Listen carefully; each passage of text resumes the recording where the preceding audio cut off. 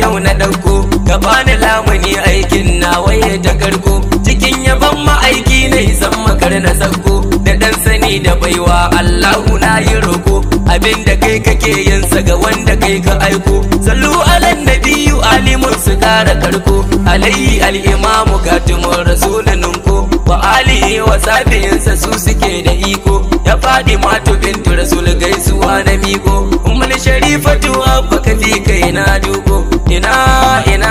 ba za na farfane ba, ya shehu tijjani mai kaunar ka ba rago ba, tijjani mai khalifa barhama ba da wai ba, bara na gaida gausi barhama ne maduba, da shehu gibiri ma da jilani bambaro ba, maza